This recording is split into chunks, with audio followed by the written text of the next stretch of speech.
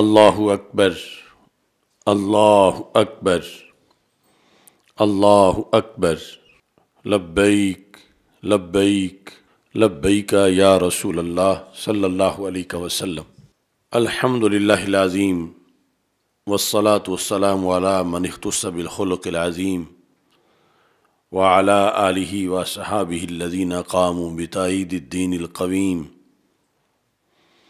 اما بعد فاعوذ باللہ من الشیطان الرجیم۔ بسم اللہ الرحمن الرحیم۔ انزل من السماء ماء فسالت اودیۃ بقدرها۔ صدق اللہ العظیم وصدق رسولہ النبی الکریم الامین۔ ان اللہ وملائکتہ یصلون علی النبی یا ایہا الذین آمنوا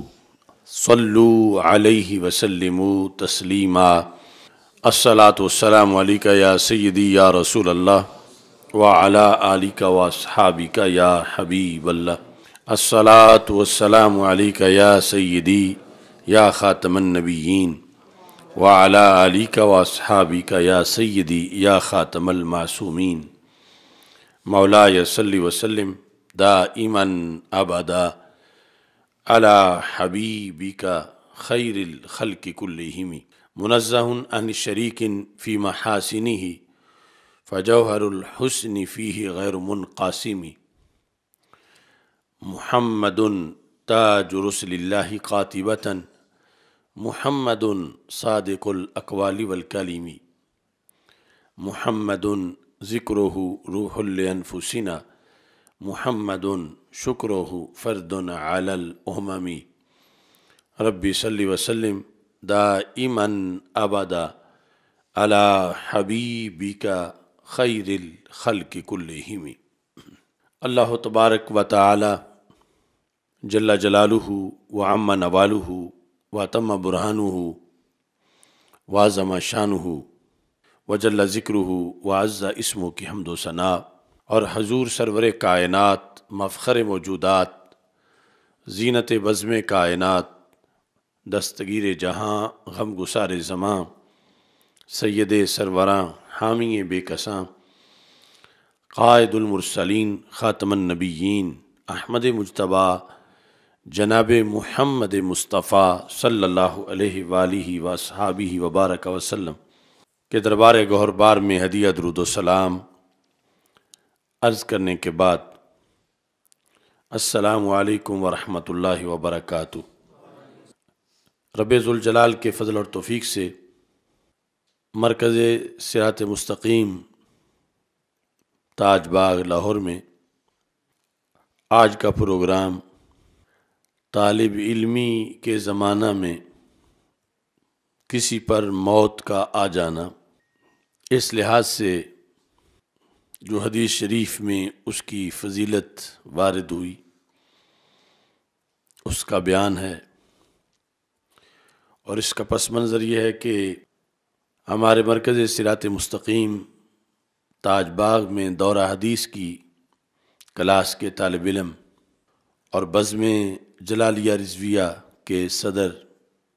مولانا محمد نجیب اللہ جلالی صاحب قدس سیر العزیز، جن کا چند ہفتے پہلے وصال ہوا، اسی سلسلہ میں آج کا یہ موضوع ہے۔ میری دعا ہے خالق کائنات جل جلالہ مرحوم کو فردوس میں بلند مقام عطا فرمائے، تمام طلباء کو اللہ علمی منزل صحت و عافیت کے ساتھ پانے کی توفیق عطا فرمائے۔ علم ایک ایسی حقیقت ہے جو امامت اور خلافت کا راز ہے، یہاں تک کہ جب فرشتوں پر رب ذوالجلال نے سیدنا آدم علیہ السلام کی فضیلت کو ظاہر کرنا چاہا تو اسے بذریعہ علم ظاہر کیا۔ وَعَلَّمَ آدَمَ الْأَسْمَاءَ كُلَّهَا، کہ حضرت آدم علیہ السلام کو کچھ اسماء کی تعلیم کی، اور پھر فرشتوں پر وہی چیز پیش کی اور فرشتے جب وہ نہ بتا سکے اور سیدنا آدم علیہ السلام نے بتایا تو رب ذوالجلال نے اس طریقے سے حضرت آدم علیہ السلام کی فضیلت فرشتوں پہ ظاہر کی، جو پہلے یہ کہہ رہے تھے نحن نسبح بحمدک ونقدس لک، کہ تیری تسبیح کے لیے تو ہم کافی ہیں، تو رب ذوالجلال نے بذریعہ علم ان کو بتایا کہ مقام حضرت آدم علیہ السلام کیا ہے۔ قرآن مجید برہان رشید میں رب ذوالجلال نے فرمایا ہے انزل من السماء ماء فسالت اودیۃ بقدرھا،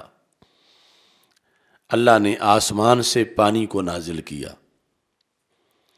تو وادیاں اپنی اپنی گنجائش کے مطابق بہہ نکلیں۔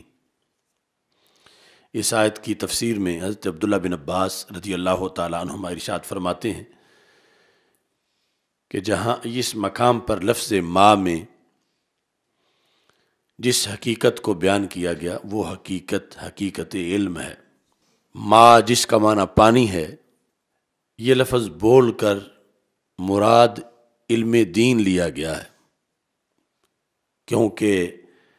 پانی سے بھی بنجر زمینیں آباد ہوتی ہیں، ہری بھری ہو جاتی ہیں،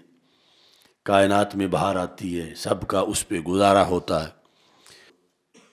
جس طرح ظاہری زمینوں کے لیے پانی کی اہمیت ہے، ایسے ہی دلوں کی زمینوں کے لیے علم دین کی اہمیت ہے۔ تو انزل من السماء ماء، اللہ نے آسمان سے وحی کا علم نازل کیا، جو اصل تو انبیاء علیہ السلام کے سینوں پہ اترا اور پھر آخری نبی حضرت محمد مصطفیٰ صلی اللہ علیہ وسلم کے قلب پر نور پر قرآن کی شکل میں، حدیث کی شکل میں وہ علم نازل ہوا۔ فصالت اودیۃ بقدرھا، پھر امت میں جس کا جتنا ظرف تھا اور اس کے سینے کی وادی جس قدر وسیع تھی، اسی قدر پھر اس کو اس وحی کے علم سے حصہ ملا۔ تو عام خاکی سینے جو ہیں ان کی اور حیثیت ہے، جب ان سینوں کے اندر عرش سے اترے ہوئے مقدس پانی کی جگہ بنتی ہے اور وہ سینے اس پانی کے امین بن جاتے ہیں، تو پھر وہ سینے عام سینوں سے ممتاز ہو جاتے ہیں۔ اور اسی بنیاد پر ہمارے جو فقہ کے اصول ہیں ان میں یہ ہے کہ شرف علم شرف نسب سے بھی بڑا مقام رکھتا ہے، کہ جب کسی جگہ صحیح علم کی، جو صحیح الاعتقاد بندے کا علم ہے، جب صحیح علم کسی سینے میں آ جاتا ہے تو وہ بڑے سے بڑے نسب پر بھی اس سینے کو فضیلت مل جاتی ہے۔ یہی طے شدہ ضابطہ ہے ہماری فقہ میں کہ جب کئی لوگ عالم دین اکٹھے ہوں، یعنی جہاں چند بندے ہیں جماعت کرانی ہے، تو ان میں کچھ نواب ہیں، وڈیرے ہیں، اور حاجی ہیں، نمازی ہیں، متقی ہیں، پارسا ہیں، شکل و صورت کے لحاظ سے بعض سے زیادہ حسین ہیں، تو کون جماعت کرائے؟ تو یہ اصول ہے ہماری ساری فقہ کی کتابوں کے اندر کہ اعلمہم، جو ان میں سب سے بڑا عالم ہے وہ جماعت کرائے۔ اگرچہ جو سب سے بڑا عالم ہے وہ سید نہیں ہے، یعنی ایک تو دنیاوی نسب، ایک ہے یہ جو سب سے بڑا نسب ہے، نسب نبوی صلی اللہ علیہ وسلم، کہ ان 6-7 لوگوں میں ایک سید بھی ہیں لیکن وہ عالم نہیں، اور ایک ہیں کہ وہ عالم ہیں مگر سید نہیں۔ تو شریعت ہماری کہتی ہے کہ جو اعلم ہے وہ جماعت کرائے، کہ شرف علم شرف نسب سے بھی زیادہ مقام رکھتا ہے۔ اس کے بعد اقرا، امام شافعی رحمۃ اللہ علیہ کے نزدیک جو زیادہ قاری ہو، اورع جو پھر زیادہ پرہیزگار ہو، ثم الانسب، اور اس کے بعد پھر آگے مزید شرافتیں، لیکن جب سیادت کے ساتھ علم بھی جمع ہو تو پھر وہ پلڑا بھاری ہو جائے گا، کہ جس میں شرف نسب بھی ہے شرف علم بھی ہے، تو پھر اس کا مقام آگے ہوگا۔ لیکن اگر شرف علم کسی کا دوسرے کے مقابلے میں زیادہ ہے تو پھر شرف علم کا مقام یہ زیادہ ہے۔ تو یہ ہے کہ اللہ نے آسمان سے پانی کو نازل کیا، تو یہ علم دین جہاں سرایت کر جاتا ہے، لیکن شرط یہاں بھی ہے کہ صحت عقیدہ ہو، کہ مطلقاً علم جو ہے وہ اس کی تعریف نہیں کی گئی قرآن مجید میں، وَمَا تَفَرَّقُوا إِلَّا مِن بَعْدِ مَا جَاءَهُمُ الْعِلْمُ، تو یہاں علم کی مذمت بھی کی گئی، اور دوسری طرف امام بخاری نے صحیح بخاری میں ایک ترجمۃ الباب قائم کیا کہ العلم قبل القول والعمل، ہر قول پر مقدم ہے مقام علم، ہر عمل سے بڑا مقام ہے مقام علم۔ قبل القول والعمل، قول میں جتنے ورد وظیفے ہیں، عمل میں حج نماز زکوٰۃ جو کچھ بھی ہے، تو امام بخاری نے کہا سب سے پہلے مقام علم ہے، اس کے بعد اعمال صالحہ کا مقام ہے۔ اور یہی بات کشف المحجوب شریف میں داتا گنج بخش اجمیری رحمۃ اللہ علیہ نے بھی، کہ سب سے پہلے جو کتاب کشف المحجوب میں لکھی تو وہ کتاب العلم ہے، اور اس کے اندر پھر آپ نے اس حقیقت کو واضح کیا، اور کہا کچھ لوگ علم کو عمل پہ ترجیح دیتے ہیں، کچھ عمل کو علم پہ ترجیح دیتے ہیں، فرمایا یہ دونوں ہی بے خبر ہیں، اصل میں علم جو کہ عمل کے ساتھ ملا ہوا ہو اور علم کے مطابق عمل ہو تو اس کی فضیلت ہے۔ تو عام سی مٹی میں یہ بیج جب شامل ہو جاتا ہے تو اللہ کے ہاں اسے افضلیت مل جاتی ہے۔ اب دیکھیں کہ ایک بندہ کافر ہے، دوسرا مومن ہے، اور جو کافر ہے وہ اگرچہ دنیاوی لحاظ سے کتنا بڑا ہی سردار کیوں نہ ہو، تو اس پر مومن کی فضیلت ہے، اور نکاح کے مسئلے میں بھی کفر کے لحاظ سے مومن اگرچہ نادار ہے، اس کا درجہ اس مالدار سے زیادہ ہے۔ تو ایمان کی وجہ سے کیا چیز اس کے نسب میں شامل ہو گئی کہ اب یہ تو نکاح کے مسئلے میں کسی مومنہ مومن مرد یا مومنہ عورت کے لحاظ سے یہاں تو نکاح جائز ہوا، لیکن کافر کے ساتھ ناجائز ہوا، تو پتہ چلا کہ یہ ایک ہے ہماری ظاہری سوچ کہ فلاں فلاں کا بیٹا ہے، فلاں سردار کا بیٹا ہے،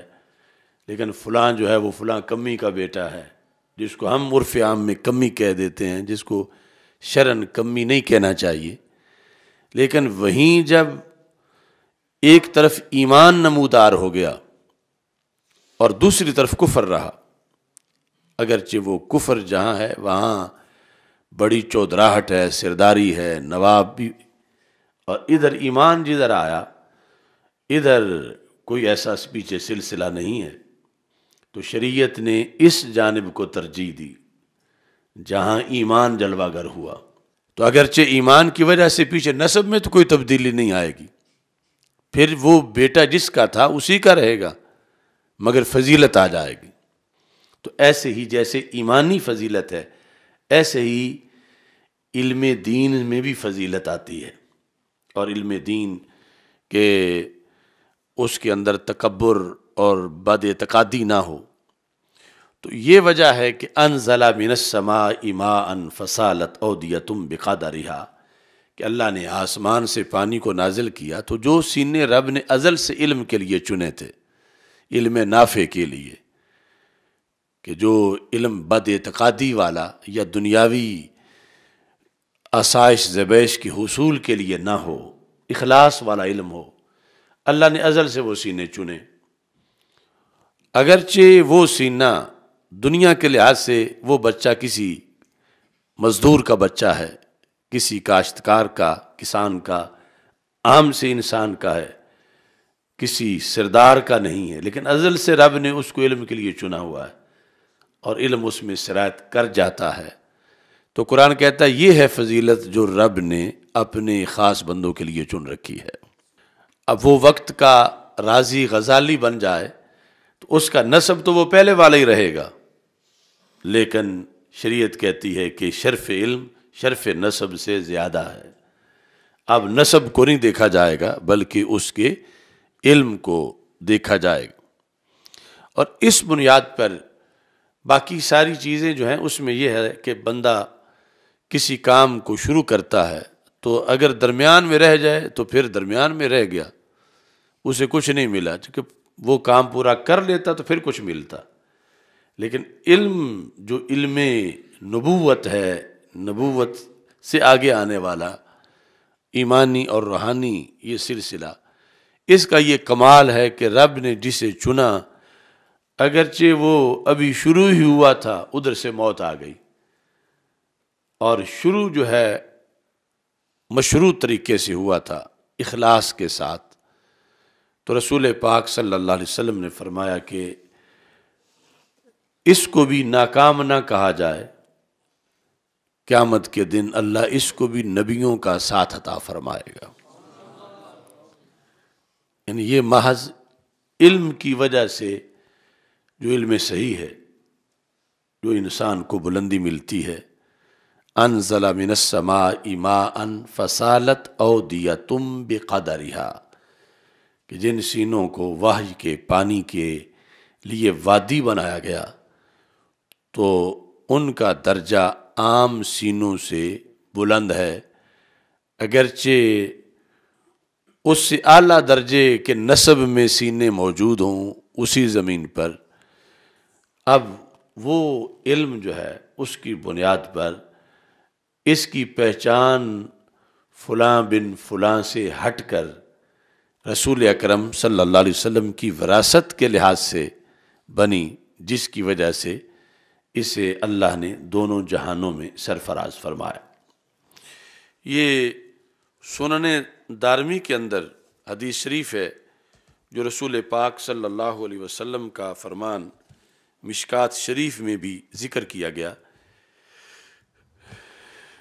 کہ رسول پاک صلی اللہ علیہ وسلم ارشاد فرماتے ہیں، یہ مشکات شریف میں حدیث نمبر 249 ہے، کتاب العلم،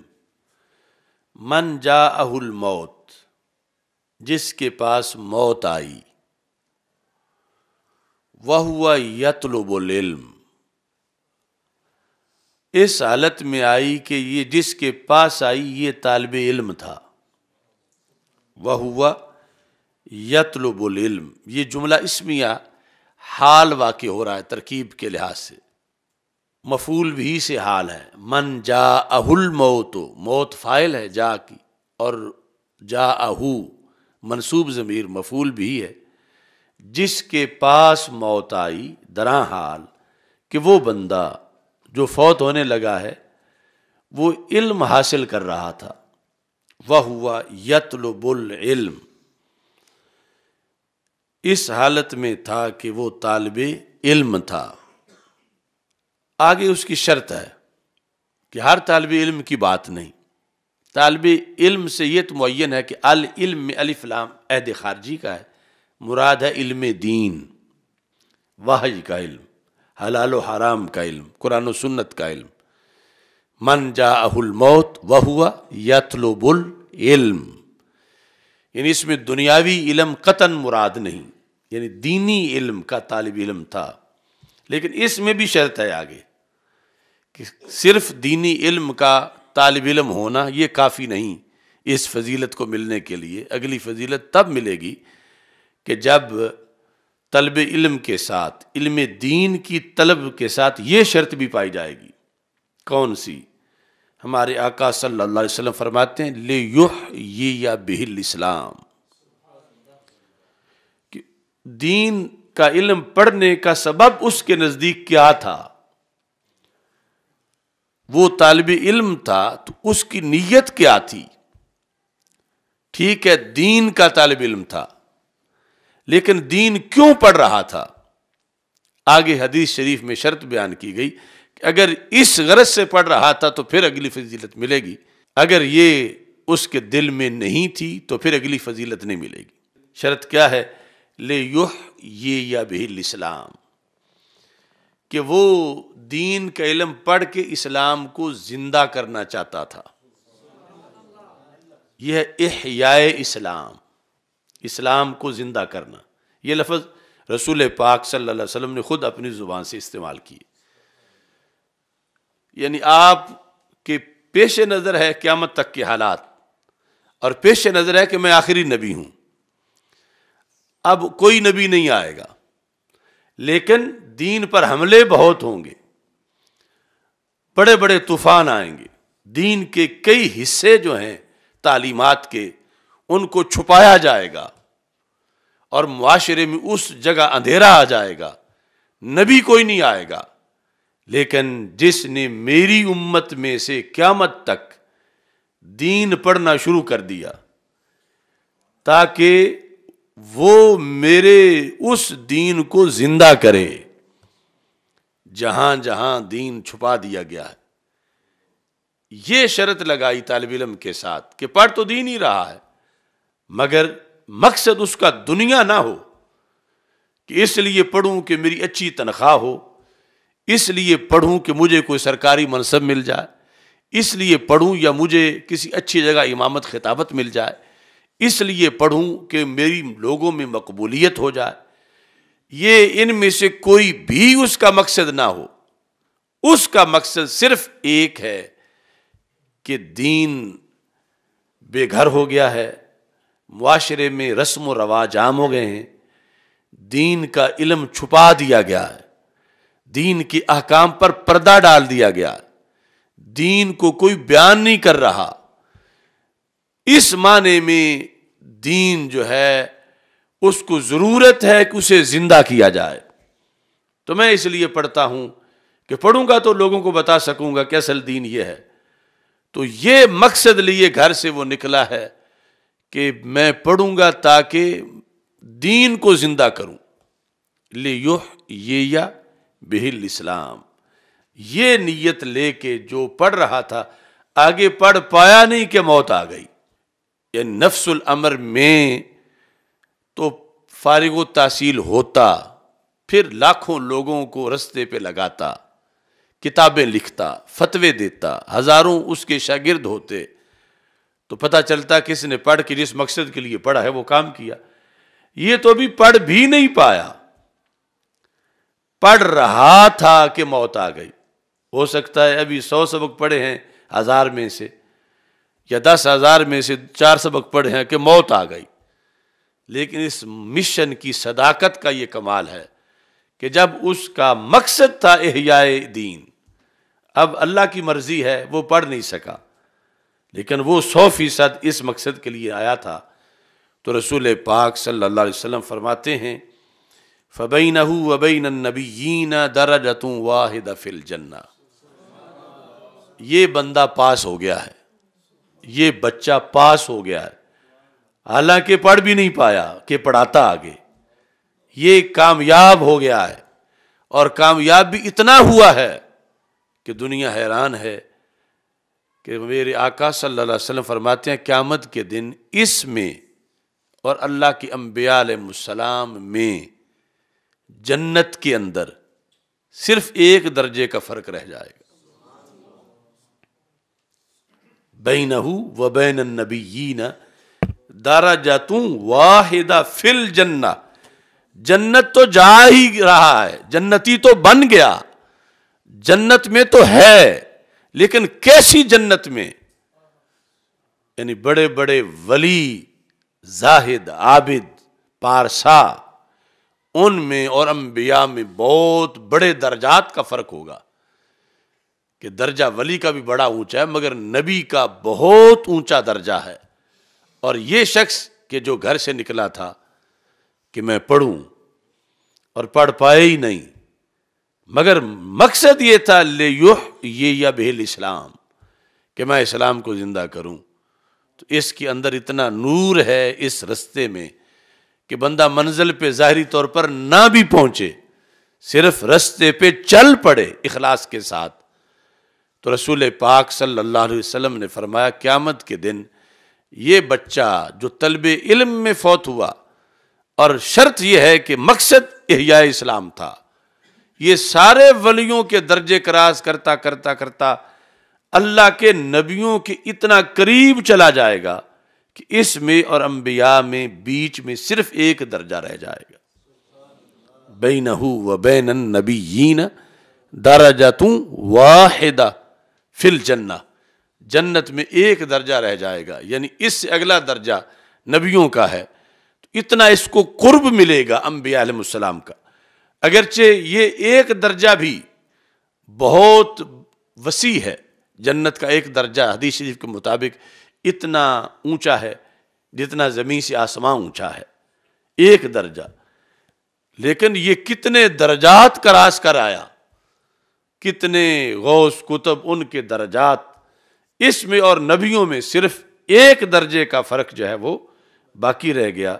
آخر کس چیز نے اس کو اتنا عروج دیا؟ وہ ہے احیاء اسلام کے لیے دین پڑھنا، طلب علم، علم دین کا طالب علم بننا، مقصد احیاء اسلام ہو۔ یہ وہ راستہ ہے ہمارے دین میں کہ منزل پر جائے بغیر بھی منزل مل جاتی ہے،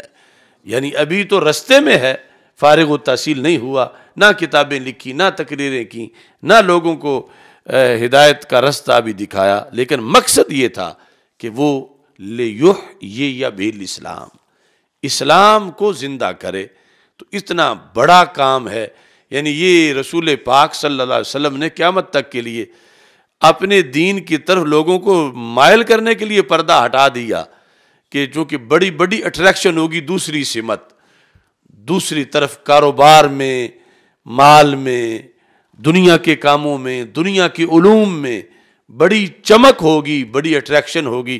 تو سرکار نے فرمایا میں بھی پردہ ہٹا دوں تاکہ جتنا بھی مادہ پرستی کا دور آ جائے پھر بھی میرے حصے کے لوگ میری امت میں سے نکل کے جو لیحیی بہ الاسلام کے لیے،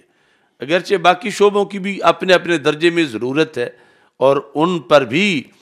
اس کے مطابق نیکیاں مرتب ہوں گی، لیکن یہ سب سے بڑا رسول پاک صلی اللہ علیہ وسلم کی طرف سے بتایا گیا کہ یہ ایسا شعبہ ہے کہ علم میں عظمت ہے، اور یہ اتنی بڑی عظمت ہے کہ اگرچہ مقصد جس کے لیے شروع کیا وہ مقصد ابھی پایا ہی نہیں گیا، اس کے اہل ہی نہیں ہوا، لیکن اس مقصد کے لیے جو للہیت ہے اس میں اتنا اللہ کو یہ پسند ہے کہ جس نے یہ کام کیا تو رسول پاک صلی اللہ علیہ وسلم نے فرمایا وَبَيْنَهُ وَبَيْنَ النَّبِيِّينَ دَرَجَةٌ وَاحِدَةٌ فِي الْجَنَّةِ۔ یہاں درجہ کے ساتھ واحدہ کی قید لگائی گئی، ویسے تو اگر مطلق کہہ دیا جائے درجۃ بینہ و بین النبیین درجۃ فی الجنہ تو اس طرح بھی تا وحدت کی ہو سکتی ہے، لیکن سرکار دو عالم صلی اللہ علیہ وسلم نے ساتھ واحدہ کی قید بھی لگائی، درجۃ واحدہ۔ یہاں پر اس کی جو شروحات ہیں الکاشف عن حقائق السنن، اس میں بھی اور ملا لکاری نے مرکات میں بھی یہ بات لکھی ان شروحات میں کہ اگر واحدہ کا لفظ رسول پاک صلی اللہ علیہ وسلم ساتھ نہ ارشاد فرماتے تو درجہ کے لحاظ سے چونکہ تنوین جو ہے وہ کبھی تفخیم اور تعظیم کی ہوتی ہے، تنوین تنکیر جو ہے، تو پھر یہ کوئی مطلب بیان کرتا کہ اس میں اور نبیوں کے درمیان ایک بڑا درجہ باقی رہ جائے گا، ایک بڑا درجہ تو بڑے درجے میں یعنی کوئی یہ وہاں پڑھ سکتا ہے کہ ویسے تو ایک تو ہے کہ اتنا جتنا زمین سے آسمان ہے، اور ایک یہ ہے کہ اتنا زمین سے جیسے 7واں آسمان ہے، تو اس بڑے کی نفی کرنے کے لیے رسول پاک صلی اللہ علیہ وسلم نے ساتھ فرمایا واحدہ درجاتوں واحدہ، یعنی میرا مقصد یہ نہیں ہے کہ بہت بڑا درجہ باقی رہ جائے گا، بلکہ درجہ عام درجات جیسا ہے، جس طرح کے جنت کے درجے ہیں وہ 100 درجات ہیں، اور ہر درجہ اتنا ہے جتنا زمین سے آسمان تک کی بلندی ہے۔ تو رسول پاک صلی اللہ علیہ وسلم نے ساتھ جو ہے وہ واحدہ کی قید لگا کر جو اس میں تفخیم اور تعظیم کا وہم ہو سکتا تھا اس کو ختم کیا، کہ یہ دور نہیں رہا بلکہ قریب چلا گیا ہے، بس ایک ہی درجہ رہ گیا ہے اس میں اور اللہ کے انبیاء علیہ السلام کے درمیان۔ تو واحدہ کی تاکید سے رسول پاک صلی اللہ علیہ وسلم نے اس وہم کو دور کیا جو تنوین کے وجہ سے، تنوین کی ایک قسم جو تفخیم ہے اس کی وجہ سے جو وہم پڑھ سکتا تھا۔ یہ جلد نمبر 1 ہے شرح طیبی کی، اور دوسری بھی 443 صفحے پر اس کا تذکرہ ہے۔ اب اس سے ملتا جلتا ایک مضمون وہ بخاری شریف کی شرح جو ابن بطال کی ہے اس میں موجود ہے، اور مولانا نجیب اللہ کے لحاظ سے یہ بھی خصوصی حوالہ ہے۔ اس شرح میں جلد نمبر 1 صفحہ نمبر 134 پہ انہوں نے لکھا ہے کہ ایک بہت بڑے امام ہوئے ہیں یحییٰ بن یحییٰ، وہ کہتے ہیں کہ میں جب پہلے دن پڑھنے آیا مدینہ منورہ، اور زمانہ تھا امام مالک کا، امام دار الہجرہ، امام مالک بن انس کے بعد جب میں آیا پڑھنے، پہلا دن تھا تو انہوں نے مجھے کہا اسمک، کیا نام ہے تمہارا؟ قلت لہ اکرمک اللہ یحییٰ، تو میں نے کہا رب تجھے عزتوں سے نوازے، میرا نام یحییٰ ہے۔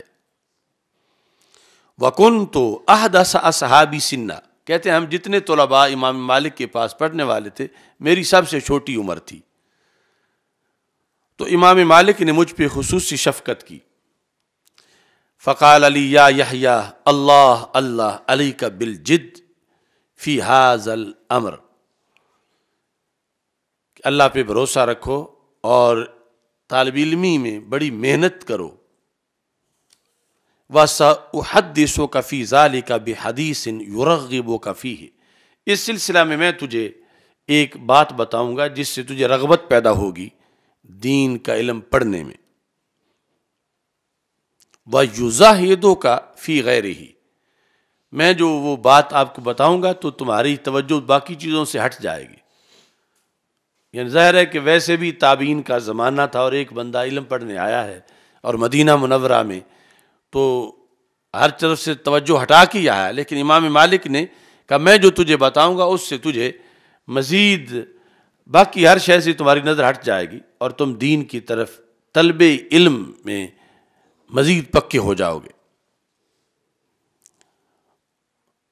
تو یہ یحییٰ بن یحییٰ کہتے ہیں، جس کو ابن بطال نے بخاری کی شرح میں کتاب العلم میں لکھا کہ یہ حکایت، روایت یا حقیقت امام مالک نے بیان کی۔ قادم المدینہ تا غلام من اہل الشام، کہ مدینہ منورہ شام سے چل کے ایک بچہ پڑھنے آیا، شام سے چل کے ایک بچہ پڑھنے آیا۔ اب وہ امام مالک سے بھی پہلے کی بات ہے، تو امام مالک کہتے ہیں کہ فَكَانَ مَعَنَا، وہ ہمارے ساتھ تھا، یجتہد و یطلب حتی نازل بہ الموت، تو آغاز طلب علم میں تھا کہ اس پہ موت آ گئی، جو ملک شام سے چل کے مدینہ منورہ پڑھنے آیا تھا، جس کا قصہ یہ یحییٰ بن یحییٰ کو سنا کے مزید شوق پیدا کرنا چاہتے ہیں ان میں طلب علم کا۔ کہتے ہیں کہ جب وہ بچہ فوت ہوا، فَلَقَدْ رَأَيْتُ عَلَى جَنَازَتِي شَيْئًا لَمْ أَرَ مِثْلَهُ عَلَى أَحَدٍ مِّنْ أَهْلِ بَلَدِنَا لَا طالب ولا عالم۔ اس بچے کے جنازے پر میں نے وہ مناظر دیکھے، امام مالک کہتے ہیں مدینہ منورہ میں نے کسی کے جنازے پر نہیں دیکھے۔ وہ جو ملک شام سے مدینہ منورہ پڑھنے آیا تھا اور فوت ہو گیا طلب علم کے اندر ہی، اس کے جنازے پر میں نے وہ مناظر دیکھے جو میں نے اپنی زندگی میں مدینہ منورہ میں کسی کے جنازے پر نہیں دیکھے۔ کسی کون؟ نہ کسی عالم کے جنازے پر دیکھے تھے، نہ کسی طالب علم کے جنازے پر دیکھے تھے۔ کیا چیز تھی؟ کہتے فَرَأَيْتُ جَمِيعَ الْعُلَمَاءِ يَزْدَحِمُونَ عَلَى نَعْشِهِ، میں نے دیکھا بڑے بڑے زمانے کے امام، یعنی مدینہ منورہ بھرا ہوا تھا تابعین کے اماموں سے، جو بڑے بڑے امام تھے، صحابہ کے جانشین تھے، رسول پاک صلی اللہ علیہ وسلم کہ اہل بیت اطہار کے نفوس قدسیہ تھے۔ یزدحمون علی نعشہ، اس بالکل نوخیز بچے کے جسد خاکی کے ساتھ وہ اپنی محبت سے چمٹ رہے تھے، اور ایک رش لگا ہوا تھا دیدار کے لیے۔ اس طالب علم کے جو سفر آخرت تھا، اس کے وقت میں نے اس کے جنازے پر، یعنی ابھی نماز جنازہ پڑھی جانی تھی اس سے پہلے، یوں اہل علم کو جو اپنے وقت کے امام تھے، اس بچے کے جنازے پر ان کو میں نے اظہار محبت کرتے دیکھا۔ کہتے ہیں فلما رأى ذلك الامیر، تو اصول یہ تھا کہ امیر مدینہ منورہ جنازہ پڑھاتے تھے، یعنی جو مدینہ منورہ کے امیر تھے سلطنت کے، وہ جنازہ پڑھاتے تھے۔ لیکن اس جنازے پر جب امیر نے دیکھا کہ اتنے بڑے بڑے ائمہ دین اس قدر اپنی محبتوں کا اظہار کر رہے ہیں، تو امیر نے یہ چاہا کہ مناسب نہیں کہ میں جنازہ پڑھاؤں، بلکہ یہ ان اہل علم میں سے جس کو چاہتے ہیں جو مجھ سے بڑے عالم ہیں وہ جنازہ پڑھا لیں۔ خود امیر جنازہ پڑھانے سے دستبردار ہوئے، تاکہ کوئی یہ نہ سمجھے کہ انہوں نے سیاسی طور پر اپنا اثر و رسوخ استعمال کر کے مصلی پہ یہ کھڑے ہو گئے ہیں، جبکہ مجمع میں تو وہ فلاں فلاں امام آئے ہوئے تھے وقت کے، تو وہ زیادہ پارسا تھے، زیادہ علم والے تھے، وہ پڑھاتے۔ تو امیر جو تھے، امیر مدینہ منورہ، یعنی مدینہ منورہ کے گورنر جو بھی تھے اس وقت، انہوں نے یہ منظر دیکھ کر کہ اتنے اہل علم اس بچے کے لیے تڑپ رہے ہیں، تو امام مالک لکھتے ہیں، یہ چونکہ خود چشم دید گواہ ہیں، کہتے ہیں فلما رأى ذلك الامیر امسک عن الصلاۃ علیہ، تو جب امیر مدینہ منورہ نے یہ منظر دیکھے تو انہوں نے کہا قدموا منکم من احببتم، کہ تم جس کو آگے کرنا چاہتے ہو اسے آگے کرو، کہ وہ جنازہ پڑھا۔ تمہارے نزدیک یعنی جس کو پڑھانا چاہیے تو میں نہیں پڑھاتا، وہ جنازہ پڑھا ہے۔ یعنی یہ مدینہ منورہ کے گورنر نے بھی امام مالک کے سامنے کے سالوں میں پہلی بار ہی یہ اظہار کیا کہ اس بچے کے جنازے پر جس انداز میں اہل علم آئے ہیں اور اظہار محبت کر رہے ہیں، تو میں چاہتا ہوں کہ ان میں سے ہی کوئی بندہ جنازہ پڑھائے۔ فقدم اہل العلم ربیہ، تو اہل علم نے امام ربیہ رائے کو مقدم کیا، کہ امام ربیہ رائے جو مسجد نبوی شریف میں جن کا بہت بڑا حلقہ لگتا تھا کلاس حدیث کی، کہ یہ جنازہ پڑھائیں، ربیہ رائے۔ ثم نہض بہ الی قبرہ، جنازہ امام ربیہ رائے نے پڑھایا۔ پھر جب تدفین کے لیے لے کے چلے، قال مالک فالحدہ فی قبرہ ربیہ، تو امام ربیہ نے ہی اس بچے کو قبر میں اتارا، لحد میں رکھا، جو کہ طلب علم کے لیے شام سے مدینہ منورہ دور تابعین میں جو بچہ آیا تھا۔ لحد میں رکھنے والے کون تھے؟ ایک تو امام ربیہ، اور دوسرے بہت بڑے امام زید بن اسلم، تیسرے بہت بڑے امام یحییٰ بن سعید اور ابن شہاب زہری، اور اس طرح کے لوگ جو ہیں یہ سارے ان کو لحد میں اتارنے والے تھے۔ وَأَقْرَبُ النَّاسِ إِلَيْهِ محمد بن المنذر صفوان و ابو حازم، یعنی یہ اس زمانے کی بڑی بڑی شخصیات تھیں جو آگے آگے تھے اور کیا کر رہے تھے؟ وَبَنَ اللَّبِنَ عَلَىٰ لَحْدِهِ رَبِيَّةً، وہ جو کچی اینٹیں لگا رہے تھے لحد پر، وہ بھی امام ربیہ، اور دوسرے سارے جو ہیں وَهَؤُلَاءِ كُلُّهُمْ يُنَاوِلُوهُ اللَّبِنَ، تو باقی سارے ائمہ جو ہیں وہ اینٹیں پکڑا رہے تھے اور آگے وہ قبر میں اینٹیں لگا رہے تھے، کچی اینٹیں۔ اب اس طرح کر کے اس ایک طالب علم کو رخصت کیا گیا مدینہ منورہ میں، جس کی کوئی برادری تو وہاں پر نہیں تھی، ایک اجنبی انسان تھا، شام سے دین پڑھنے آیا تھا اور طلب علم کی منزل بھی حاصل نہیں ہوئی تھی، اسی دوران وصال ہو گیا۔ تو اس کے جانے کا اتنا غم تھا سب کو، اور اتنے بڑے بڑے ائمہ ان کے سفر آخرت میں جو یہ ساری کارروائی تھی اس کے اندر شریک تھے اور اظہار غم کر رہے تھے۔ امام مالک کہتے ہیں قال مالک فلما کان اليوم الثالث من یوم دفنہ، اس بچے کی تدفین کے بعد تیسرا دن تھا، جو نو عمر طالب علم عالم بننے سے پہلے فوت ہو گیا، تیسرا دن تھا۔ رآہ رجل من خیار اہل بلدنا، تو مدینہ منورہ کے خیار میں سے ایک بہت بڑے پارسا عالم دین نے اس بچے کو خواب میں دیکھا،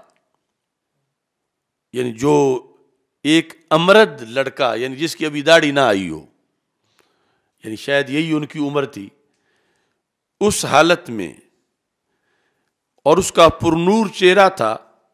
متعمم بعمامت خضراء،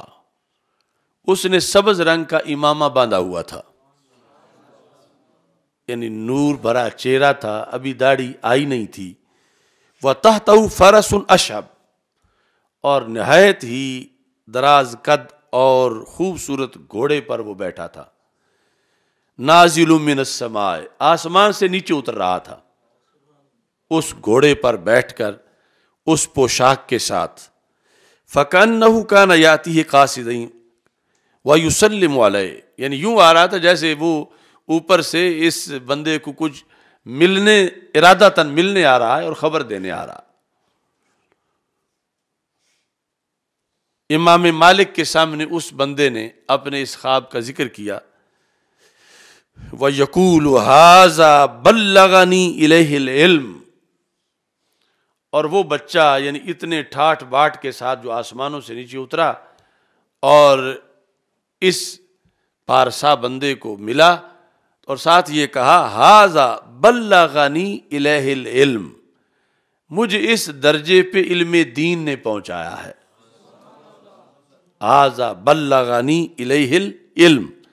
کہ میں جو علم دین پڑھنے آیا تھا اس درجے پہ مجھے علم دین نے پہنچایا ہے۔ فقال له الرجل وما الذي بلغك الیہ، اتنا اونچا درجہ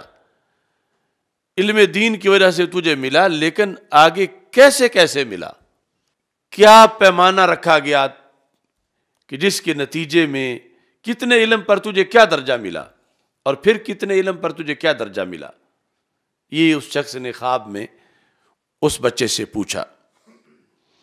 تو اس نے جو جواب دیا وہ امام مالک نے لکھا، فقال اعطانی اللہ بکل باب تعلمت من العلم درجۃ فی الجنہ، کہ میں نے علم کے جتنے باب پڑھے تھے اللہ نے ہر باب کے عوض میں مجھے جنت میں ایک درجہ دیا ہے۔ اعطانی اللہ بکل باب تعلمتہ من العلم درجۃ فی الجنہ فلم تبلغ بی الدرجات الی درجۃ اہل علم، کہتے ہیں کہ جتنا میں نے پڑھا ہوا تھا اس کا سب کا معاوضہ مجھے مل گیا، لیکن پھر بھی میں ابھی وہاں نہیں پہنچا ہوا تھا جہاں میں پہنچا ہوں، اور مجھے یعنی جو میں نے کیا تھا اس کا معاوضہ مل چکا تھا، لیکن رب مجھے مزید اونچا کرنا چاہتا تھا۔ تو پھر خالق کائنات نے فرشتوں کو حکم دیا۔ کیا حکم دیا؟ فقال اللہ تعالی زیدو ورثۃ انبیائی، اس بچے کو پڑھے کے علاوہ نبیوں کی وراثت سے حصہ دو۔ زیدو ورثۃ انبیائی، اور آگے اللہ تبارک و تعالی نے یہ لفظ بولے، یعنی جو اس بچے کے سامنے کی بات تھی جب اسے بلندی دی جا رہی تھی، اور اس نے پھر خواب میں بتائے، اور امام مالک نے پھر سنے اور انہوں نے ذکر کیے، جس کو سند کے ساتھ ابن بطال نے بخاری کی شرح میں لکھا کہ اللہ تعالیٰ نے فرمایا کہ میں نے اپنے ذمہ کرم پہ لازم کیا ہے انہو من مات وہوا عالم سنتی اور سنت انبیائی اور طالب لذالک ان اجمعہم فی درجۃ واحدہ، کہ میں نے یہ اپنے ذمہ کرم پہ لازم کیا ہے کہ جو بندہ فوت ہوا دنیا میں، نمبر 1 اس حالت میں کہ وہ میرے دین کا مکمل عالم ہے، میرے احکام کا اور میرے انبیاء علیہ السلام کے بتائے ہوئے احکام کا وہ عالم ہے، یہ بندہ، اور طالب لذالک، یہ عالم نہیں بنا، طالب علم ہے میرے دین کا، میرے نبیوں کے دین کا وہ طالب علم ہے۔ میں نے اپنے اوپر یہ لازم کیا اپنے ذمہ کرم پر، ویسے تو رب پہ کوئی چیز کوئی لازم نہیں کر سکتا، یہ میں نے پالیسی بنائی ہے کہ کیا کروں گا، ان اجمعہم فی درجۃ واحدہ، میں انہیں ایک درجے میں جنت میں اکٹھا کروں گا۔ تو فرشتوں، یہ بچہ اہل علم کے درجے تک نہیں پہنچ سکا چونکہ ابھی طالب علم تھا، اور اپنے پڑھے ہوئے کے نتیجے میں یہ اس مقام تک نہیں پہنچ سکا جہاں عالم پہنچتے ہیں۔ تو یہ میرا طریقہ ہے کہ میں یہ طے کر چکا ہوں کہ ایسے بچے کو میں نبیوں کے ورثے سے حصہ دے کر میں علماء کی اس عظیم منزل تک پہنچا دوں گا۔ تو اس بچے نے بتایا اس پارسا بندے کو کہ میں نے جتنا پڑھا تھا اس کے مقابلے میں ہر باب کے عوض مجھے ایک درجہ ملتا گیا، لیکن ابھی مقام اہل علم بڑا اونچا تھا۔ تو پھر رب ذوالجلال نے اپنی پالیسی کا ذکر کرتے فرشتوں کو کہا کہ یہ یہی نہیں رہے گا بلکہ جائے گا اہل علم کے درجے میں۔ اور وہ کیوں جائے گا کہ یہ میں طے کر چکا ہوں کہ فوت ہوتے وقت عالم ہو یا طالب علم ہو،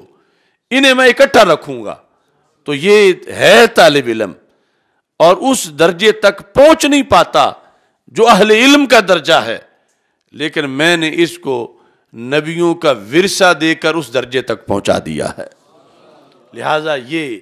اس کو مزید بلند مقام دیا جائے، اور صرف یہ نہ دیکھا جائے کہ اس نے پڑھا کتنا تھا کہ اتنا تو یہ لے چکا ہے، نہیں، اس کے علاوہ اضافی طور پر جو میری پالیسی ہے اس ضمن میں اس پر عمل کرتے ہوئے اس کو اوپر لے جاؤ۔ تو بچے نے کہا حتی بلغت الی درجات اہل العلم، یہاں تک کہ میں اہل علم کے درجے میں پہنچا۔ میں یہ بتانے آیا ہوں تجھے کہ میں اہل علم کے درجے میں پہنچا، اور یہاں لفظ ہیں وَلَيْسَ بَيْنِي وَبَيْنَ رَسُولِ اللَّهِ صلی اللہ علیہ وسلم إِلَّا دَرَجَتَانِ، میں اتنا پہنچ گیا ہوں آگے کہ میرے اور رسول پاک صلی اللہ علیہ وسلم کے درمیان صرف 2 درجے باقی رہ گئے ہیں۔ یعنی عہد تابعین کا طالب علم وہ اپنا بیان کر رہا ہے وفات کے بعد، اور حدیث کا مضمون بھی اس کی حمایت کر رہا ہے، کیونکہ وہاں درجۃ واحدہ فی الجنہ، تو وہ ہے مطلقاً انبیاء کی بات، اور یہ انبیاء میں سے پھر سید الانبیاء کی بات کہ رسول پاک صلی اللہ علیہ وسلم کہ میں اتنا قریب ہو گیا ہوں، میں اگرچہ دنیا میں صحابی نہیں بن سکا، میں بعد میں آیا ہوں یہاں پڑھنے کے لیے اور پڑھ بھی نہیں سکا، مگر اللہ نے اتنا فضل کیا ہے اس عظیم مشن کی بنیاد پر کہ میرے اور رسول پاک صلی اللہ علیہ وسلم کے درمیان صرف 2 درجے رہ گئے ہیں، درجۃ ہوا فیہا جالس وحولہ النبیون کلہم۔ پھر ایک درجہ تو وہ ہے کہ جہاں رسول پاک صلی اللہ علیہ وسلم تشریف فرما ہے اور ارد گرد سارے نبی بیٹھے ہوئے ہیں، سارے انبیاء کرام علیہ السلام بیٹھے ہوئے ہیں، وَدَرَجَةٌ فِيهَا جَمِيعُ أَصْحَابِهِ، اور دوسرا درجہ جو میرے اور آپ کے درمیان ہے وہ ہے جس میں سارے صحابہ بیٹھے ہوئے ہیں، دَرَجَةٌ فِيهَا جَمِيعُ أَصْحَابِهِ وَجَمِيعُ أَصْحَابِ النَّبِيِّينَ الَّذِينَ اتَّبَعُوهُمْ، جس میں رسول پاک صلی اللہ علیہ وسلم کے صحابی بیٹھے ہوئے ہیں اور باقی سارے نبیوں کے صحابی بیٹھے ہوئے ہیں، یعنی اپنے اپنے عہد میں جنہوں نے نبیوں کی بات مانی انہیں مقام دیا گیا۔ تو یہ ابھی اس کا تیسرا دن تھا، ہو سکتا ہے وہ جو حدیث میں درجۃ واحدہ فی الجنہ وہ ابھی مزید بعد کا معاملہ ہو۔ بہرحال اس نے خواب میں آ کر یہ بتا دیا کہ، اور پھر اس لحاظ سے حدیث کا بالکل واضح ہے کہ ایک درجہ تو خود سرکار بیٹھے ہیں، ایک درجے میں یہ طالب علم ہے، اور درمیان تو ایک درجہ ہی بنتا ہے جس میں صحابہ بیٹھے ہوئے ہیں، تو بینہ و بین النبیین درجۃ واحدہ فی الجنہ۔ تو اس کے لحاظ سے یعنی یہ امام مالک رحمۃ اللہ علیہ نے آگے اس کو روایت کیا، اور ابن بطال نے سند کے ساتھ یحییٰ بن یحییٰ کو جو بتایا امام مالک نے کہ تو چھوٹا سا طالب علم ہے، تو اس سے پہلے بھی ایک پڑھنے آیا تھا اور وہ پڑھ نہیں پایا تھا اور فوت ہو گیا تھا، اور یہ بیان کرنے کا مقصد کیا تھا وہ آگے لکھتے ہیں، کہتے ہیں کہ پہلے رسول پاک صلی اللہ علیہ وسلم کا درجہ، پھر صحابہ کا، اور پھر جمیع اہل علم کا درجہ ہے، اور اہل علم میں ہی طلباء بھی ہیں، یعنی رسول اکرم صلی اللہ علیہ وسلم کے نیچے آپ کا درجہ، آپ کے ساتھ نبی ہیں، پھر نیچے صحابہ کا درجہ، اور پھر سارے امتوں کے نبیوں کے صحابہ، اور اس کے نیچے جو ہے وہ درجہ ہے اہل علم کا، اور اہل علم کے اندر ہی طلباء کا درجہ ہے، یعنی جو اہل علم بن تو نہیں پائے لیکن اس رستے پہ چلے تھے تو موت آ گئی، اور اس میں ان کو نواز دیا گیا۔ تو یہاں خواب میں انہوں نے بتایا کہ جس وقت میں اس درجے تک پہنچا، فسیرنی، فرشتے نے مجھے آگے کھینچا، آگے چلایا، یہاں تک کہ ان سب کے درمیان مجھے پہنچا دیا جہاں اہل علم بیٹھے تھے اور طلباء بیٹھے تھے۔ فقالوا لی مرحبا مرحبا، مرحبا مرحبا کہہ کر انہوں نے میرا استقبال کیا۔ انہوں نے کہا کہ یہ آخری فضل نہیں، رب اور بھی نوازے گا۔ کہتے ہیں کہ فلما اصبح الرجل حدث اہل العلم، کیونکہ نہ عام زمانہ تھا نہ عام جگہ تھی، مدینہ منورہ کہ یہ بہت بڑے تابعی تھے جن کو وہ بچہ خواب میں ملا تھا، تو جب صبح ہوئی تو انہوں نے اہل علم کے سامنے یہ خواب بیان کیا۔ وانتشر خبرہ بالمدینہ تھی، تو پورے مدینہ منورہ میں خبر پھیل گئی کہ وہ جو طالب علم فوت ہوا تھا وہ فلاں پارسا بندے کو، جس کے بارے میں لوگ 100% یقین رکھتے ہیں کہ وہ جھوٹا نہیں ہے، کہ اس نے گھڑ لی وہ خبر، تو اتنا اس خواب کی بنیاد پر اثرات مرتب ہوئے کہ قال مالک، امام مالک کہتے ہیں کان بالمدینۃ اقوام بدأوا معنا فی طلب ھذا الامر، کہ مدینہ منورہ میں کچھ نوجوان ایسے تھے کہ جو ہمارے کلاس فیلو بنے علم دین پڑھنے میں، لیکن بعد میں کسی وجہ سے چھوڑ کے بیٹھ گئے، یعنی چونکہ رستہ مشکل تو بڑا ہے، کیونکہ سب سے زیادہ جس چیز کے اثرات شیطان پر مرتب ہوتے ہیں اور جو شیطان کے لیے سب سے زیادہ نقصان دہ چیز ہے وہ ہے کسی بندے کا عالم دین بن جانا، کہ یہ شیطان کے اثرات سے لوگوں کو نکالے گا اور یہ شیطان پر حملہ کرے گا، شیطان پر اس کی ضرب کاری ہوگی، تو شیطان کوشش کرتا ہے کہ کوئی عالم دین نہ بنے۔ تو اس طرح پھر جو تابعین کے زمانے میں ایک پوری جنریشن عالم دین بن رہی تھی، تو شیطان نے بڑی کاوش سے انہیں پیچھے ہٹانے کی جسارت کی کہ یہ نہ بن جائیں پورے عالم، ورنہ تو میرے لیے بڑا مسئلہ خراب ہو جائے گا۔ امام مالک کہتے ہیں کہ جس وقت اس بچے کے بارے میں یہ خبر اہل مدینہ میں پھیلی تو جتنے چھوڑ بیٹھے تھے سارے پھر شروع ہو گئے پڑھنا۔ یعنی یہ وہ بات تھی کہ اس بچے کو کہا یحییٰ بن یحییٰ کو کہ تم جتنے کلاس میں سب سے چھوٹے ہو اور تم اب پڑھنے آئے ہو، تو میں تجھے ایک ایسی بات بتاتا ہوں کہ جس کی وجہ سے تمہارا شوق دوبالا ہو جائے اور باقی ہر چیز سے تم کٹ جاؤ، صرف پڑھائی میں تم توجہ رکھو۔ تو اس حقیقت کے پیش نظر یہ بات امام مالک نے اس بچے کے سامنے اسے شوق دلانے کے لیے بتائی، جسے سند کے ساتھ پھر امت میں روایت کیا گیا، اور بخاری کی اس شرح ابن بطال جس کا نام ہے، اس میں اس کو ذکر کیا گیا بطور خاص۔ یعنی طلب علم کے اندر جو موت آتی ہے، اس موت میں ویسے تو جینے میں فضیلت ہے، مگر علم یہ ہے طلب علم کی اس میں مرنے میں بھی فضیلت ہے کہ اس کے رستے میں جو مر گیا وہ ناتمام نہیں مرا، وہ ناکام نہیں مرا۔ اگر اس کی یہ بھی اسلام نیت اس کی صحیح ہے اخلاص والی، تو پھر وہ ناکام نہیں ہے، وہ بن پڑھے پڑھ گیا ہے اور بن پڑھائے وہ منزل تک پہنچ گیا ہے۔ تو یہ امام مالک رحمۃ اللہ علیہ نے اس بچے کو، چھوٹے طالب علم کو یہ خبر بتائی، اور کہتے ہیں فَلَقَدْ رَاجَعُوا إِلَيْهِ وَأَخَذُوا بِالْحَزْمِ وَهُمْ الْيَوْمَ مِنْ عُلَمَاءِ بَلَدِنَا۔ کہتے ہیں کہ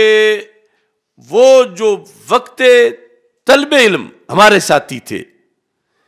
پھر شیطان نے انہیں ورغلایا تو چھوڑ بیٹھے، پھر یہ واقعہ پیش آیا، تو اس خبر کو سن کر کہ اس دین میں کے پڑھنے کی اتنی شان و شوکت ہے کہ بعد از وصال و طالب علم امامے پہن کے گھوڑے پہ بیٹھا ہوا ہے اور کہاں سے نیچے اتر کے آ کے خبر دے رہا ہے، تو امام مالک کہتے ہیں وَهُمْ الْيَوْمَ مِنْ عُلَمَاءِ بَلَدِنَا، آج وہی ہمارے شہر میں علم کے امام بن کے بیٹھے ہیں۔ یعنی جن کا ایک مرحلہ تھا کہ چھوڑ گئے تھے، علم دین پڑھنا چھوڑ گئے تھے، لیکن اس خواب کی بنیاد پر جو اس بچے کے بارے میں اس کے وصال پر ایک اثرات مرتب ہوئے، اہل علم نے شوق کا، محبت کا اظہار کیا، اور پھر اس کے بعد خواب میں اسے دیکھا گیا۔ اس سب کچھ کو دیکھ کر وہ جو پڑھنا چھوڑ گئے تھے انہوں نے پھر پڑھنا شروع کیا، اور آج جب امام مالک بتا رہے ہیں اس بچے کو، کہنے لگے اب وہ سارے اس مدینہ منورہ کے اندر علم کی مسند کے امام بن کے بیٹھے ہوئے ہیں، اور وہ اگر پڑھائی انہوں نے شروع کی ہے تو ایک طالب علم کی شان دیکھ کے شروع کی ہے کہ جو طالب علم صحابہ میں سے نہیں تھا، بعد از صحابہ پڑھنے آیا مدینہ منورہ، لیکن وہ طلب علم کے اندر جو خلوص تھا اس کا رنگ دیکھا معاشرے نے، اور پھر اس کے بارے میں خبر کو دیکھ کر جو نہیں پڑھ رہے تھے وہ پھر پڑھنا شروع ہوئے، اور نتیجے میں آج امام بن گئے۔ اب جنہیں امام مالک امام کہیں وہ کتنے بڑے امام بنے۔ تو اس بنیاد پر اسی مناسبت سے آج یہ 15ویں صدی میں بھی مولانا نجیب اللہ جلالی صاحب کے وصال پر وہ چیز اس معاشرے میں پیش کر رہا ہوں کہ جو پیچھے ائمہ نے اپنے عہد میں پیش کی، اور جو خود حدیث شریف میں ہے کہ من جاءہ الموت وہو یطلب العلم لیحیی بہ الاسلام فبینہ وبین النبیین درجۃ واحدہ فی الجنہ، کہ صرف نیت احیاء اسلام ہو۔ اب باقی جتنے علم ہیں ان میں پہلے دن ہی نیت تنخواہ ہوتی ہے، اور وہاں کبھی نہیں، مثلا کوئی ڈاکٹر بن رہا ہے MBBS تو کہ میری کتنی تنخواہ ہوگی، یہ پہلے دن اس کے پیش نظر ہے، اسی مقصد کے لیے بن رہا ہے، اور وہاں معیوب نہیں، کیونکہ دنیا بذریعہ دنیا حاصل کرنا چاہتا ہے ادنا کے ذریعے،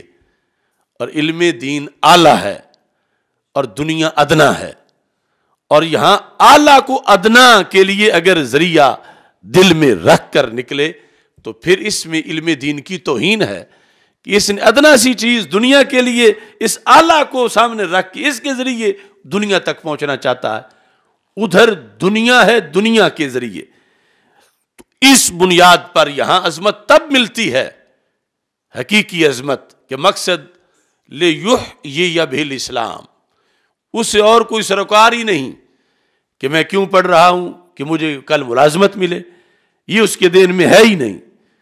ملازمت ملے تو مجھے اچھی تنخواہ ملے، یہ اس کے ذہن میں ہے ہی نہیں۔ اس کے ذہن میں ہے احیاء اسلام، کہ اس کے سامنے دین مٹ رہا ہے، دین کے احکام مٹ رہے ہیں، وہ چاہتا ہے میں پڑھوں تاکہ میں پھر دین کے احکام بیان کروں اور لوگوں کے سامنے سنت کو بیان کروں۔ جو فیشن میں لگ گئے ہیں، جو حرام کاریوں میں لگ گئے ہیں، جو دین کے رستے سے ہٹ گئے ہیں، میں ان کو دوبارہ دین کی طرف متوجہ کروں۔ اور اس کے لیے لفظ کیا ہمارے آقا علیہ السلام نے بولے؟ احیاء اسلام۔ اس لیے ہم نے اپنے کانفرنس کا نام بھی اسلام زندہ باد رکھا، کہ زندہ باد کا لفظ سرکار نے بولا ہے، لیحیی بہ الاسلام، کہ جو اسلام کو زندہ کرنے کے لیے گھر سے نکلا، زندہ کرنے کے لیے پڑھنا جس نے شروع کیا، اگرچہ پڑھ نہیں پایا لیکن اس ارادے کا یہ فیض ہے اور اس کام کا رستے کا یہ فیض ہے کہ اسے اللہ اتنا اونچا درجہ دے گا کہ اس میں اور انبیاء کرام علیہ السلام میں صرف ایک درجے کا فرق باقی رہ جائے گا۔ باقی یہاں یہ چیز بھی انہوں نے لکھی شارحین نے کہ لیحیی بہ الاسلام وہو یطلب العلم لیحیی بہ الاسلام، اس میں ایک والمعنی من ادرکہ الموت فی حال استمرارہ فی طلب العلم ونشرہ ودعوت الناس الی الطریق المستقیم، کہ جسے موت آئی، اگرچہ اصطلاحی طور پر طالب علم نہیں رہا تھا، فارغ التحصیل ہو چکا تھا، لیکن مطالعہ پھر بھی کرتا تھا، جس طرح ایک حقیقی عالم کی شان ہے، اور وہ اسی وجہ سے یہ عمل آخری گھڑی تک رکھتے ہیں اگرچہ بوڑھے ہو جائیں، کہ ہم روزانہ کچھ نہ کچھ مطالعہ کریں، کچھ نیا پڑھیں پڑھانے کے لیے، اور روزانہ ہم لوگوں کو دعوت دیں دین کے لیے، لیحیی بہ الاسلام کا تقاضا پورا ہو کہ اگرچہ ہم 80 سال کے ہوں، 90 سال کے ہوں، روح نکلے تو ہمارا کوٹا یہی بنے کہ یہ طلباء والی موت میں دنیا میں جا رہے ہیں، کیونکہ انہوں نے تو رات بھی مطالعہ کیا ہے، کل بھی مطالعہ کیا ہے، آج بھی مطالعہ کیا ہے، تو یہ طلب علم میں تھے، اگرچہ اصطلاحی طور پر تو فارغ التحصیل ہو چکے، اصطلاحی طور پر تو استاذ بن چکے، اصطلاحی طور پر تو استادوں کے استاد بن چکے، لیکن وصف تو وہی تھا کہ ابھی بھی پیاس بجھی نہیں تھی۔ تو روزانہ یہ تو ہر وقت مطالعہ میں رہتے تھے، اور اس حالت میں موت آئی تو پھر یہ جو طلب علم کی موت کی فضیلت ہے یہ ان کو ملنی چاہیے، ان کا یہ اعزاز بھی ساتھ ہونا چاہیے۔ تو اس بنیاد پر ہمارے اکابر ان کا ہمیشہ یہی دستور رہا کہ اپنا ربط کتاب سے کبھی ٹوٹنے نہیں دیا اور مطالعہ کی عادت رکھی، اور پھر آگے لوگوں کو دعوت دینے کے لحاظ سے جو مسلسل اس کام میں لگا ہوا ہے، عملاً لیحیی بہ الاسلام کر رہا ہے، تو یہ سب کے لیے پھر رسول پاک صلی اللہ علیہ وسلم کی طرف سے ایک اعزاز ہے، فضیلت ہے۔ تو آج بھی اس کو بیان کرنے کا مقصد یہی ہے، طلباء سے لے کر علماء تک اور مذہبی کارکنان، یعنی یہ طریقہ ایک ایسا ہے کہ جس کی بنیاد پر دنیا کے سفر ان میں جو اجر ملتا ہے یا اجرت ملتی ہے یا تنخواہ ملتی ہے، وہ منزل پر پہنچے تو پھر، لیکن ادھر دین کے لحاظ سے اگر نیت احیاء اسلام کی ہے تو اگرچہ دنیا میں ہمیں یہ منزل نہ بھی ملی کہ ہم نے اسلام کو زندہ کر دیا، لیکن اس مقصد پر ہم لگے رہے اور اس کے لیے کوشش کرتے رہے، اور ادھر ہی موت آ گئی۔ اسی مشن سے ہم دستبردار نہیں ہوئے، نہ مایوس ہوئے، نہ بیزار ہوئے، بلکہ حق کی اذان دیتے دیتے دنیا میں اگرچہ معاشرہ بے رخی کرے یا اس کو قبول کرے، جو اسی مشن پر قائم رہا اور موت آ گئی، تو اس حدیث کے تحت پھر نشارین نے لکھا بینہ و بین النبیین درجۃ واحدہ فی الجنہ، یعنی قیامت کے دن اس کو بھی یہ کوٹا ضرور مل جائے گا۔ اس واسطے یعنی اہل دین شکست نہیں کھاتے، خواہ الیکشن میں ناکام ہو جائیں، خواہ حالات کے اندر انہیں بہت زیادہ رکاوٹوں کا سامنا ہو، جو کچھ بھی ہو جائے، ان کا بیلنس بھرا ہوا ہے اور ان کا جو کوٹا ہے وہ پورا ہے۔ انہوں نے صرف اذان دیتے رہنا ہے، اس سے دستبردار نہیں ہونا، اذان دینے سے پیچھے نہیں ہٹنا، مایوس نہیں ہونا، گھبرانا نہیں ہے، رکاوٹوں کو ذہن میں نہیں لانا۔ یہ نہیں دیکھنا کہ اذان تو میں نے اتنا بڑا سپیکر لگا کے دی اور اتنے سال ہو گئے اور بندے جو ہیں وہ تو چند سو آئے یا چند ہزار آئے یا چند لاکھ آئے یا کوئی بھی نہیں آیا یا صرف 10-15 آئے، چونکہ اس کی جزا کا انحصار بندوں پر نہیں، اس کی جزا کا انحصار اس کے لگے رہنے پر ہے کہ اس نے وہ دعوت دیتے رہنا ہے تاکہ جب موت آئے تو یہ کاروائی مکمل ہو کہ اب دنیا سے جا رہا ہے اور آخری گھڑی تک احیاء اسلام کا یہ علمبردار تھا اور احیاء اسلام کے لیے لگا ہوا تھا، تو اس پر یہ اجر و ثواب اللہ کی طرف سے ملتا ہے۔ اور یہ ہمارے تمام علماء، مبلغین اور تمام جو ہمارے ورکرز ہیں یعنی دینی کام، ان سب کا مشترکہ یہ لاہ عمل ہے کہ ہمارا مشن ہے کہ ہماری موت واقع جب ہو تو اسی جھنڈے کے نیچے ہو کہ یہ احیاء اسلام کے کارکن تھے اور احیاء اسلام کی منزل کے یہ مسافر تھے، اور اسی رستے میں چلتے چلتے زندگی گزار کے اب دنیا سے جا رہے ہیں۔ تو اگرچہ احیاء اسلام یعنی نظام مصطفیٰ صلی اللہ علیہ وسلم ہم اگر نافذ نہ بھی کر پائیں تو پھر بھی ہمارا ثواب اس حدیث کے تحت اور ہمارا کوٹا اور ہماری منزل وہ واضح ہے۔ تو اس لیے ہمیں کبھی کسی نا امیدی، مایوسی اور کسی طرح کی کوئی رکاوٹوں سے دل برداشتہ نہیں ہونا چاہیے، چونکہ ہمارے لیے یہ رستہ معین کر دیا گیا ہے کہ جس میں ناکامی نام کی چیز ہے ہی نہیں، بلکہ صرف ہم نے اذان دیتے رہنا ہے اور اللہ ثواب کا فیصلہ فرما چکا ہے۔